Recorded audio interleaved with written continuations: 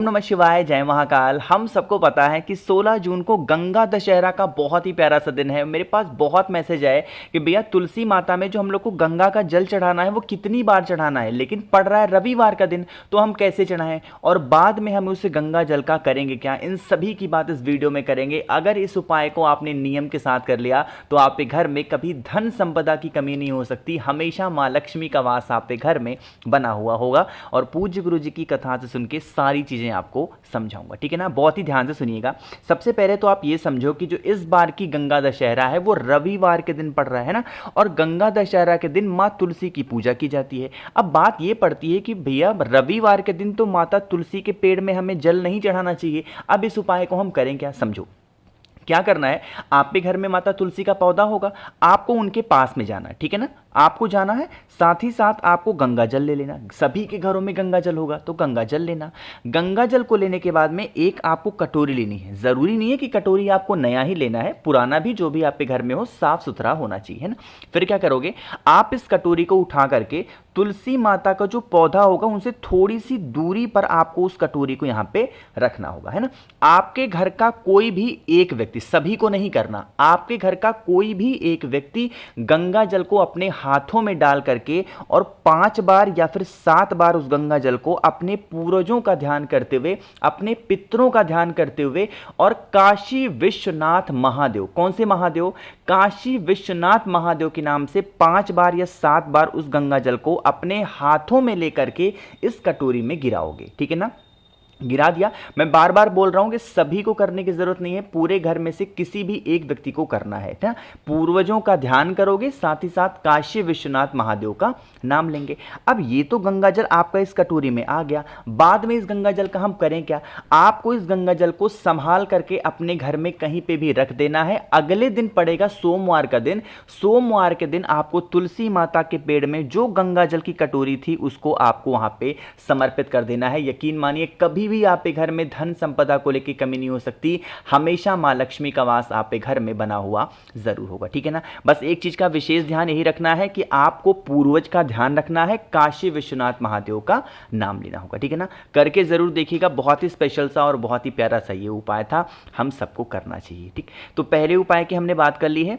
आगे बढ़ते हैं इस गंगा दशहरा पे करने वाले हम लोग अपने दूसरे उपाय की तरफ। आपको पता होना चाहिए गंगा दशहरा के दिन एक देवता की पूजा और होती है और वो है हनुमान जी। किनकी, हनुमान जी की। अब ये जो उपाय आपको बताने जा रहा हूं, आपकी बरसों पुरानी कोई भी ऐसी तकलीफें चल रही हैं जिसका निवारण आपके पास में नहीं है, ना तो आप उसका निवारण पाते हो, तो आप इस उपाय को करेंगे, है ना।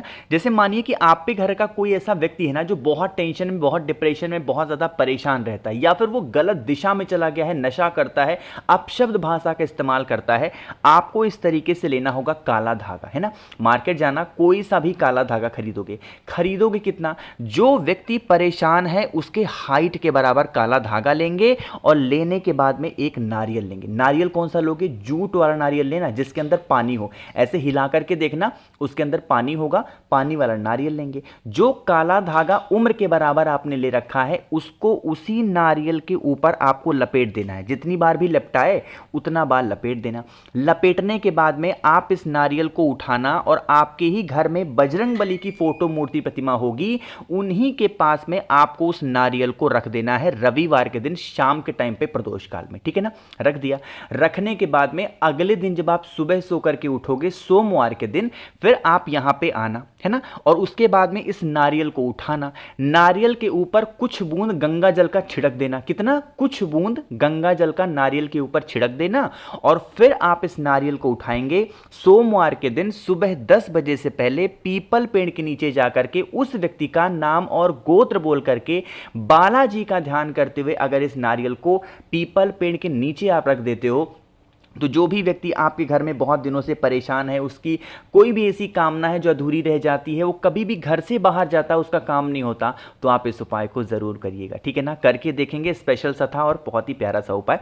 2 उपाय की हमने बात कर ली है। अब गंगा दशहरा का दिन है और सूर्य का अर्घ हम लोग ना दें, ऐसा कैसे हो सकता है। तो आप सभी को सूर्य अर्घ देना है। साथ ही साथ इस उपाय को मैं आपको कई बार बता चुका हूं और बहुत सारे यूट्यूब चैनल वाले बताते हैं, लेकिन आपको जानकारी अभी आधी अधूरी है। तो इस तीसरे उपाय को बहुत ध्यान से सुनिएगा। लेकिन उससे पहले जल्दी से करिए वीडियो को लाइक। मेरे जितने भी भाई बहन आवाज़ पहली बार सुन रहे हैं चैनल को ज़रूर सब्सक्राइब करेंगे, ठीक है ना। देखो भाई, समझने की कोशिश करिएगा। आपको यहाँ पे एक व्यक्ति दिख रहा होगा जो सूर्य को अर्घ दे रहा है। अब इस उपाय को करने से आपके घर के जो कष्ट होंगे, आपके जीवन के जो कष्ट होंगे, वो सारे कष्ट खत्म होंगे। उसके लिए आपको लेना होगा मिर्च, जो लाल मिर्च होती है ना, जब इसको तोड़ोगे इसके अंदर से बीज निकलेगी। 21 दाने लोगे। कितने दाने? 21 दाने।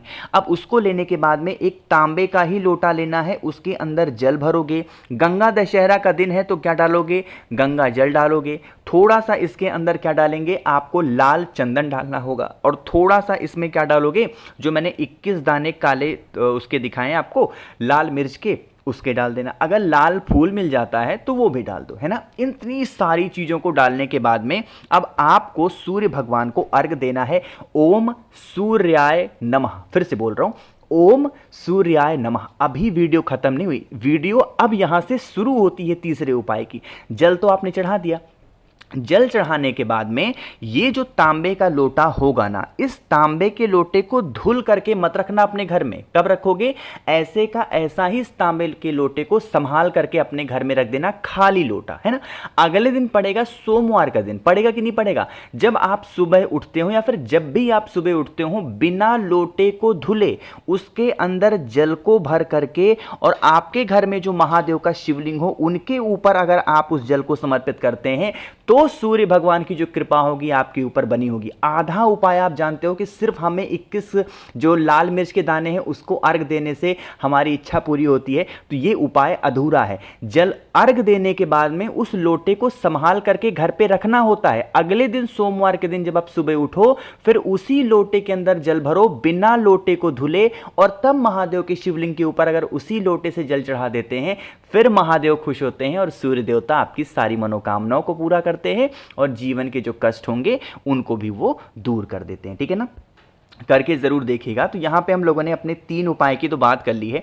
आगे बढ़ते हैं अब इस वीडियो के हम लोग सबसे आखिरी और बहुत ही ज़्यादा छोटे से उपाय की, और यह उपाय होगा धन संपदा के लिए। एक तो आपको पता होगा रविवार का दिन है, दूसरा गंगा दशहरा और तीसरा दशमी तिथि, बहुत स्पेशल है। उसके लिए आपको लेना होगा इस तरीके से 9 शमी के पत्ते। क्या लोगे? शमी के पत्ते आज के टाइम पर सभी घरों में है, परेशानी की बात नहीं है। तो 9 शमी के पत्ते लेना। शमी के पत्तों को लेने के बाद में आपको ज़रूरत होगी शहद की, है ना। उसी शहद के अंदर जो आपके पास में 9 शमी के पत्ते हैं, उन 9 शमी के पत्तों को डाल देना, और डालने के बाद में एक तांबे का लोटा लेना, उसमें जल भरना और पहुंच जाना महादेव के शिवलिंग के पास में। जो बताने जा रहा हूं मेरी बात को बहुत ध्यान से सुनिएगा। यह उपाय शाम के टाइम पे प्रदोष काल में करना है। फेस रखना उत्तर दिशा, नॉर्थ डायरेक्शन, और पूरा का पूरा 1 लोटा शुद्ध जल तांबे के लोटे से श्री शिवाय नमस्तुभ्यम का जप करते हुए पहले महादेव के शिवलिंग के ऊपर जल चढ़ाओगे, है ना। जल चढ़ाने के बाद में जो आपके पास में शहद के अंदर शमी का पत्ता है, एक एक करके शमी के पत्ते को निकाल करके महादेव के शिवलिंग के ऊपर आपको चिपकाते जाना है और अवधूतेश्वर महादेव का नाम लेते जाना। कौन से महादेव? अवधूतेश्वर महादेव का नाम लेते जाना। यकीन मानिए आपके घर में कभी भी धन संपदा को लेकर कोई कमी नहीं हो सकती। हमेशा मां लक्ष्मी का वास आपके घर में बना हुआ होगा। तो गंगा दशहरा की आप सभी लोगों को एक बार फिर से मेरी तरफ से बहुत बहुत शुभकामनाएं। वीडियो पसंद आई हो तो लाइक करिएगा। कुछ पूछना है, नहीं समझ में आया, नीचे कमेंट सेक्शन में पूछें। मेरे जितने भी भाई बहन आवाज़ मेरी पहली बार सुन रहे हैं, चैनल को सब्सक्राइब करिएगा। और हाँ, अगर आपको मुझसे फ़ोन पे बातें करनी है, मैसेज पे बातें करनी है, तो आप हमें इंस्टाग्राम या फेसबुक पे फॉलो कर सकते हैं। उसके लिए आपको सर्च करना होगा द नेचुरल प्लैनेट 108। श्री शिवाय नमस्तुभ्यम।